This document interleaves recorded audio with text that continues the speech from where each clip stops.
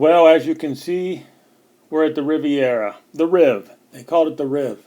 They're going to tear this baby down in two separate implosions. The first implosion will be in June. The second implosion will be in August. Now today is May 26th, 2016. We're going to be talking about the Riv because it was quite a place in its day. It was the dice pit was legendary. So much history in the Riviera that it's time to talk about it. It won't be here. In 2 or 3 months, it won't be here anymore. And like I said, it had a good run. It opened up in 1955. It closed down officially in 2015. 60 years. Now that's a good run for Las Vegas, as I said. You're talking Las Vegas standards here. When you're talking buildings and architecture for Vegas, you know, you're talking dog years. It's not the same as those old buildings in Europe, those old buildings back east. They don't last very long in Las Vegas, and this Riviera was quite a place in its day. So let's go over the history of the Riviera. Like I said, it was operating for 60 years. Opened up in 1955. And the man who was unofficially the owner back in 1955, that would have been Tony Accardo. Tony Accardo, and also I think Meyer Lansky. Meyer Lansky was a money man. They were the real, true owners. Now the first few months that this place opened up, believe it or not, in 1955, when it first opened up, they were losing money. They were losing money for like 3 straight months. And of course that didn't go over well with Tony Accardo. I mean, the guy was nobody to mess with. So he came in 1955, he came in and he gave the people on site, the people who were running the place, he gave them 15 minutes to leave. And of course they left pretty quickly. And then Tony Accardo brought in Gus Greenbaum. Gus Greenbaum was in retirement, didn't really want to come out and run a casino anymore, but when Tony Accardo said, you're going to run a casino, you're going to run a casino. Like I said, in the 60s and even the 70s, the dice pit at the Riviera was legendary. People, I mean, it was huge, it was big, it was run by professionals. The guys who run the dice pit at this place, in the Riv, 60s, 70s, they were top of the line, the best. Now over across the street there, that would have been where the old Stardust would have been. Right there, the Stardust was tore down in 2007, right when the housing crash came down. So right there, they tried to build a new place called, I think, the Echelon. Didn't get off the ground.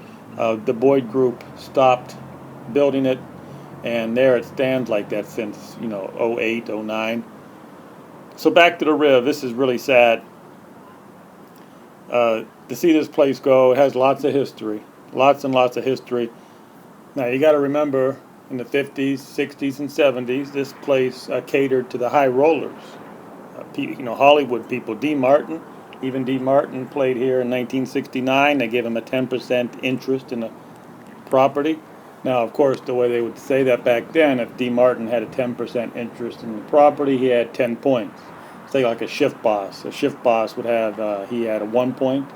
He had a 1% interest in the property. Casino managers, a lot of the guys who worked in these places, in the big jobs, they had 1, 2 points. They were part owners in these casinos. So now we're going to go up to the 1970s. In 1973, a guy by the name of Rickless buys the place. Now Rickless, he was into the movie business, kind of Hollywood guy, did a couple of cheap movies, I believe. Now Rickless was also married to Pia Sedora, and they actually lived on property here in the 80s. They lived on site. There was some legendary stories that went around. Most of them were hard to believe. But Rickless ran this place from like 73 to like 1983. The weird part is, sometime right around 1983, they decided they're no longer going to cater to the high-end gambler anymore. So it was right around 1983 that everything changed. They decided they were going to cater to the middle guy, the middle-class fellow. And something happened also about that time.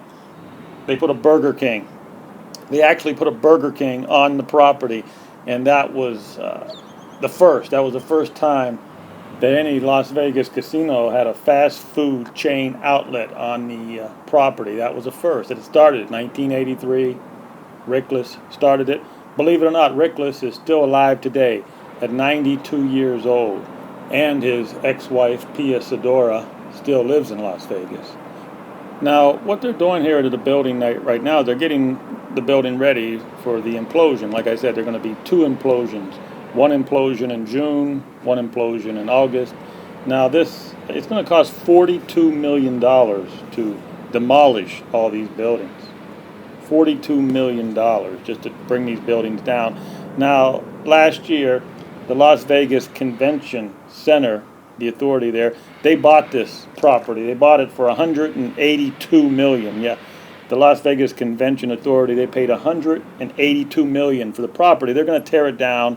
I guess it's going to be used for convention parking space, or maybe they'll build some extra buildings.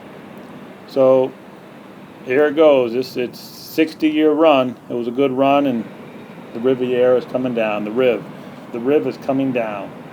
Oh, and one thing I forgot, they did find some asbestos in this property, one of the towers. So that's what they're doing right now. Before they implode these towers, they want to get all that asbestos out of there. So that's what the construction guys are doing now. And let's go over some of the movies. Lots of movies were filmed here. Many movies were filmed on property here.